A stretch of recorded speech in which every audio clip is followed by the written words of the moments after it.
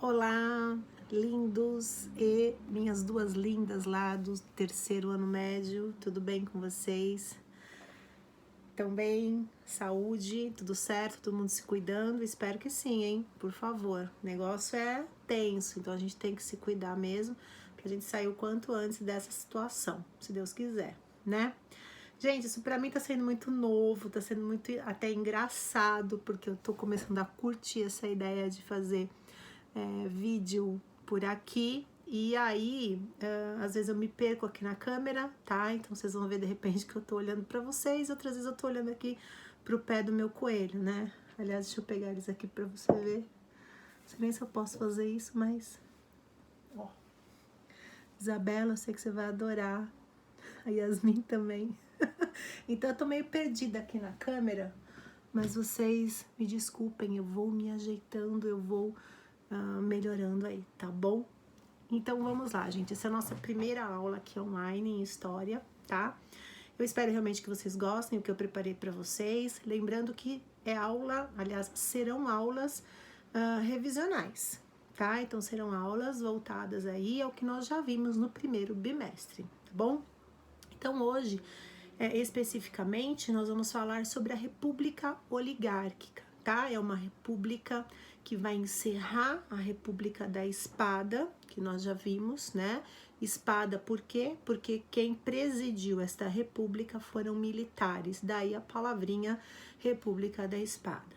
Findada a República da Espada, a gente tem a iniciação da República Oligárquica, ou você pode também chamar de República Café com Leite, tá? Ou dos governadores. Então, na verdade, são tudo, os três nomes você pode considerar sinônimos, né? Que é o mesmo momento aí que acontece. Então, ela se inicia em 1894, na presença do senhor Prudente de Moraes, que é o presidente, aliás, o primeiro presidente da República do Brasil, que foi um civil, tá? Até então, os dois últimos, né, eram militares. Ok até aí? Ótimo. Então, vamos lá.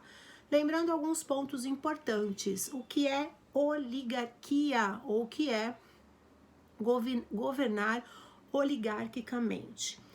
A oligarquia, gente, ela é o oposto da democracia. Se na democracia o poder é de todos, né, emana do povo, todo mundo participa, toda a questão política deveria ser em prol de todos, na oligarquia não. Oligarquia significa governar para poucos. Muito bem, quem lembrou dessa palavrinha acertou aí a nossa perguntinha inicial. Então, oligarquia está relacionado a governo para poucos, governar para os seus próprios interesses. Interesses de quem, gente? Muito simples, da elite, tá? O povo, mesmo na época aí da monarquia, nunca participou de nenhum processo, vamos dizer assim, né?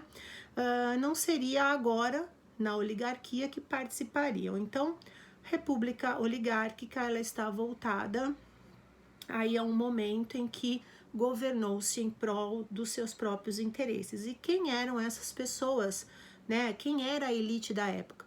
A elite da época eram os grandes cafeicultores, os barões do café, aqueles que mandavam e desmandavam no país, tá? Eles claramente estavam centralizados, mas aqui no Sudeste, principalmente em São Paulo, tá? Enquanto São Paulo fazia o café, Minas fazia o leite, mas esse é um outro assunto, né? Quando a gente se aprofundar um pouquinho mais a respeito da República Oligárquica. Até aí, beleza? Muito bem. Prudente de Moraes, ele assumiu a presidência do Brasil 1894 até 1898. Vocês percebem aí que a presidência, né, a candidatura, o momento que tomava-se ali a posse, 4 anos era a extensão do período aí para governar. Ele inaugura esta república oligárquica, como eu falei para vocês, e essa república, gente, ela se estende por longos 36 anos. E aí é que a gente entra com aquela história do café com leite, tá? Durante 36 anos estiveram no poder presidentes indicados por São Paulo e Minas. Ora São Paulo, ora Minas. Então seria 4 anos um candidato de São Paulo, depois 4 anos um candidato de Minas, aí voltava. 4 anos novamente um candidato de São Paulo, 4 anos o outro candidato indicado por Minas Gerais. Por isso o apelido café com leite, tá? E por trás de tudo isso, é óbvio, havia os seus próprios interesses como chave, né, como ápice de todo esse contexto histórico, tá? Vamos falar um pouquinho sobre o primeiro presidente, o Prudente de Moraes, o que aconteceu durante aí o seu mandato, né, de 4 anos. Prudente de Moraes, gente, ele enfrentou uma crise de superprodução do café, ok? Então, quando eu produzo demais alguma coisa, qual é a tendência do preço desse produto? Cair, né? Então, eu tenho muita oferta, então o meu preço tem que diminuir, porque eu tenho coisa sobrando. E aí, então, a gente vai perceber que os grandes cafeicultores não querem ficar no prejuízo, né?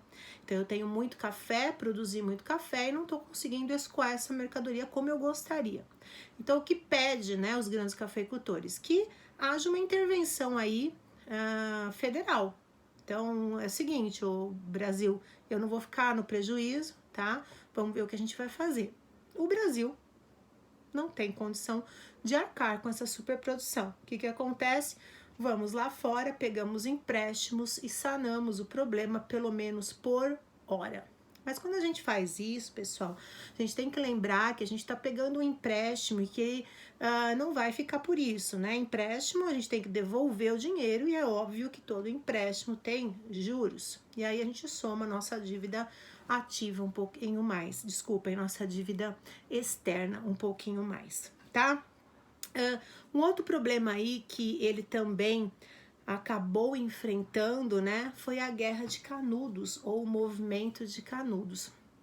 Dentro desse contexto, gente, a gente vai olhar um pouquinho lá para o Nordeste, tá? A gente sabe que sempre, principalmente o sertão nordestino, que é justamente onde fica ali a fazenda abandonada de Canudos, na Bahia, o setor, ali a parte da região nordestina, né, sofre com seca, fome, miséria e tudo mais.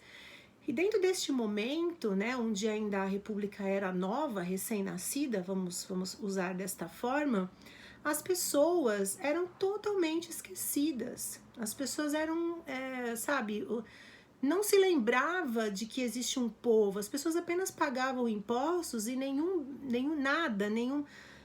benfeitoria era feita para elas. Então não tinha essa preocupação com o povo. E aí então, juntando todo esse contexto de miséria, fome, necessidades, as pessoas precisam se agarrar a alguma outra coisa qualquer que lhe traga esperança, né?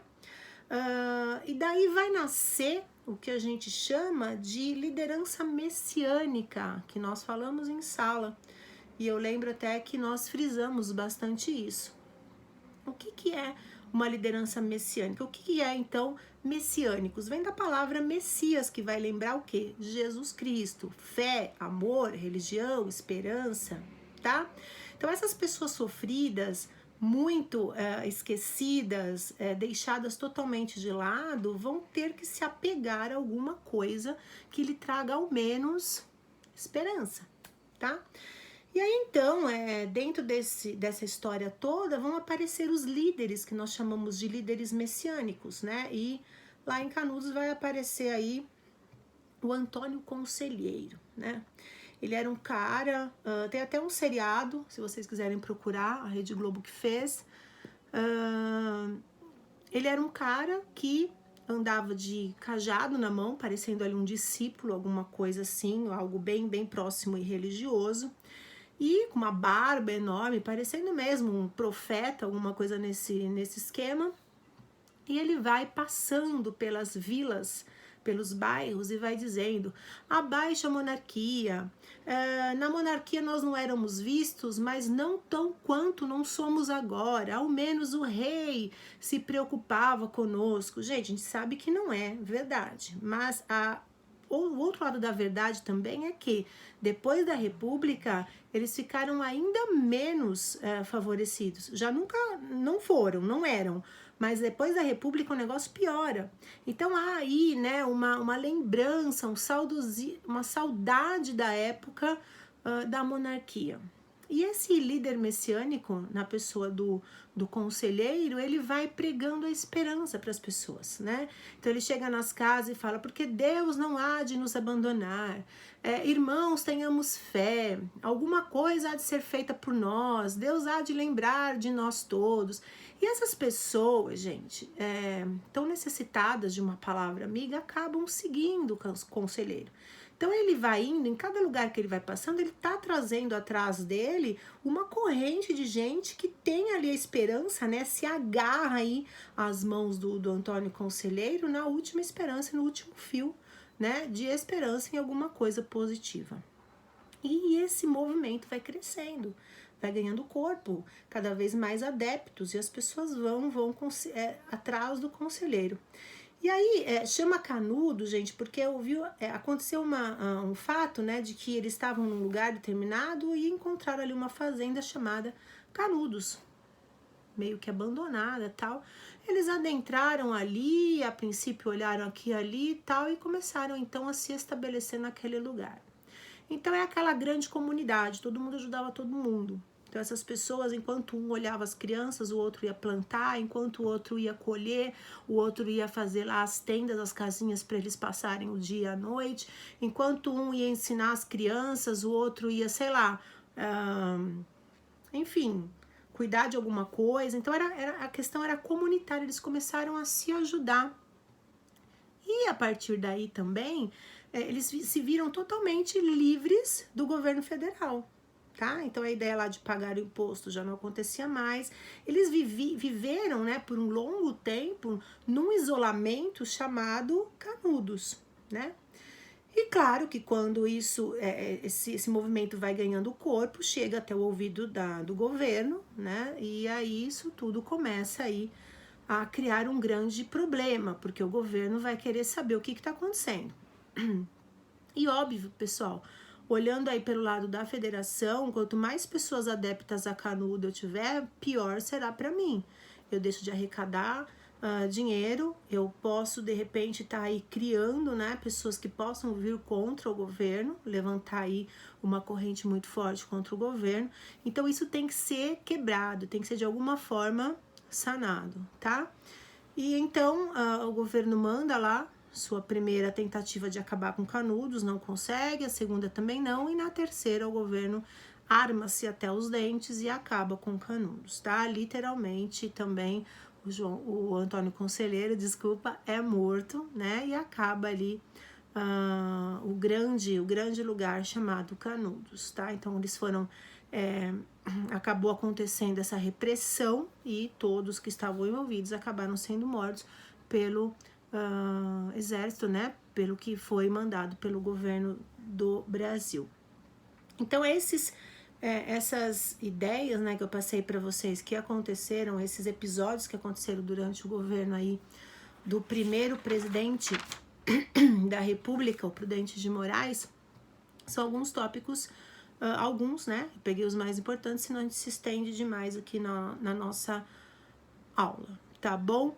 Na próxima aula da gente, a gente vai falar do outro governante, né, que vai ser o Rodrigues Alves. Nós teremos ali a revolta da vacina, nós teremos outros episódios que permearam o governo de Rodrigues Alves, mas aí fica para a próxima, tá bom? Gente, funciona assim, ó, se as nossas aulas são de terça e quinta, tá, a gente vai se ver de terça e quinta. Eu vou postar o vídeo para vocês lá no canal e também vou mandar por e-mail, o e-mail que vocês têm registrado no colégio, tá? O link vai pro e-mail também de vocês. Por favor, vão colocando, estive aqui, estou aqui, vi o vídeo, assisti e tal, para eu poder também anotar aqui no meu caderno a presença de vocês. Tá bom, gente? Ó, super obrigado por estar aí comigo, tá? Por estar dividindo o seu tempinho aí, esses minutinhos, quase 15 minutos aí com a professora, tá bom? Gente, espero melhorar nos próximos. Fiquem com Deus. Super beijo. Até.